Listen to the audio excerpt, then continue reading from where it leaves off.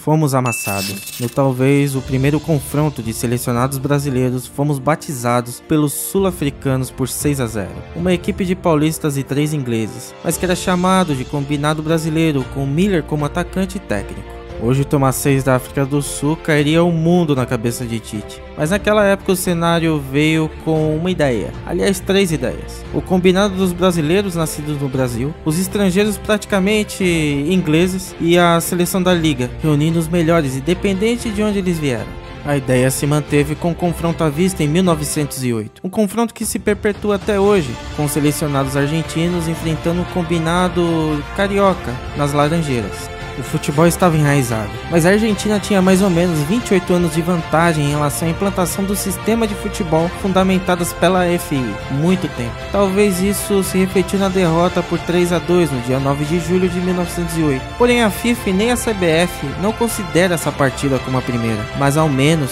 deu uma canseira nos hermanos.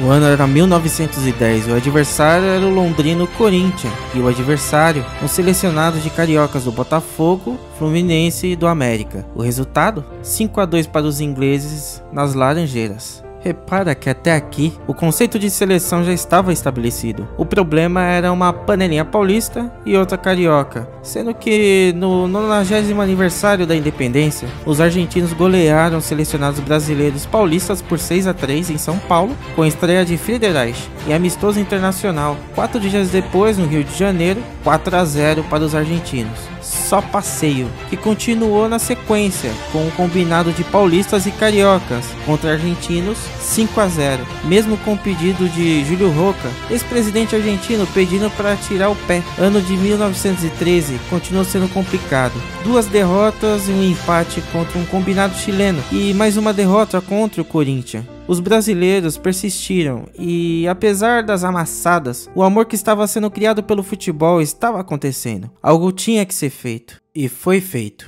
através de tretas entre paulistas e cariocas. E também paulistas contra paulistas, onde a LPF e a APSA, Associação Paulista de Esportes Atléticos, estavam disputando para ver quem mandava nos esportes paulistas. Lembrando que LPF é Liga Paulista de Futebol. Por outro lado, no Rio, a APEA se uniu à Liga Metropolitana de Esportes Atléticos do Rio de Janeiro, fundando assim a Federação Brasileira de Esportes, a FBS, na mesma reunião em que surgiu a COB e a Federação Brasileira de Esportes Terrestres, COB, Comitê Olímpico Brasileiro. FBS, a origem oficial da seleção brasileira. E dia 21 de julho, a data oficial da primeira partida da seleção. O adversário, o Exeter City FC, time que na época nem tinha divisão, foi ter somente em 1920, convidado pela English Football League, convidado para ficar na 3ª divisão. Mas não importa, o que importa é a história. O Exeter City FC da Inglaterra enfrentou um time que tinha Marcos de Mendonça, Friedreich, Abelardo Delamare, Rubens Salles e Silvio Lagreca. A primeira vitória veio 2-0.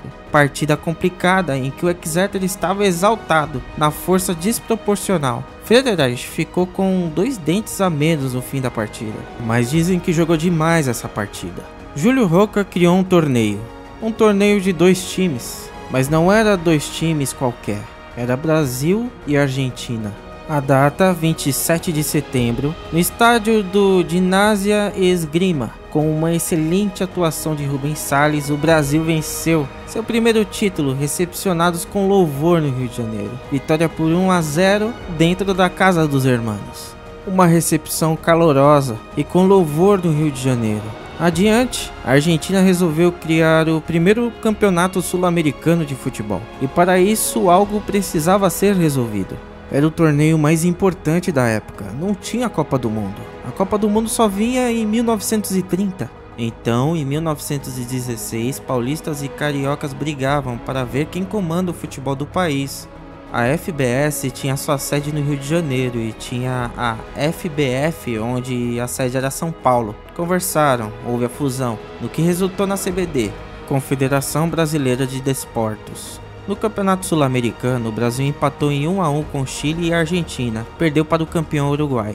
No ano seguinte, no mesmo campeonato, tomou do Uruguai e da Argentina, ao menos venceu do Chile. Mas em 2019, com sede no Rio de Janeiro, no Estádio das Laranjeiras, o Brasil goleia o Chile, vence por 3-1 da Argentina e empata com o grande time do Uruguai, precisando de um jogo de desempate, em que terminou em 0-0, precisando de prorrogação. Mas no final da prorroga, Frederich marca e cai nos braços da torcida, da imprensa, dos brasileiros. Brasil campeão do Campeonato Sul-Americano. O primeiro título desencadeando o segundo em 1922, agora com o Paraguai no campeonato. Tomou de 3 o Brasil, que conquistou mais um título invicto. O bicampeão só veio conquistar o tricampeonato sul-americano em 1949, 27 anos depois. Mas antes disso, teve a estreia da Copa do Mundo em 1930, em que o Brasil não passou da fase de grupos. Teve mais edições em 1934, que fomos eliminados pela Espanha, e 38 eliminados pela Itália, mas com o terceiro lugar de uma seleção brasileira considerada uma das melhores até hoje, com a participação do melhor jogador de futebol antes de Pelé, o diamante negro Leônidas da Silva.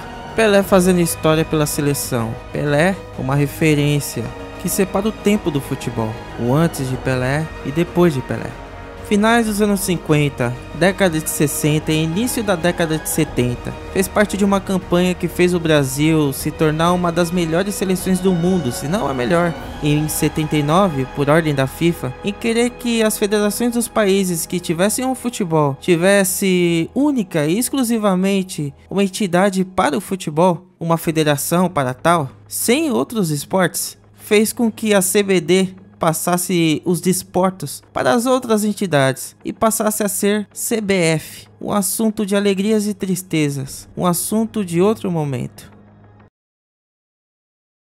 Problemas políticos e sociais sempre acompanharam o futebol brasileiro, com soluções, problemas e muita história. Fala pessoal, fique à vontade para deixar seu like, que ele ajuda a divulgar o canal. Dá aquela força, curta, comente, compartilhe. Até mais, tamo junto, fui!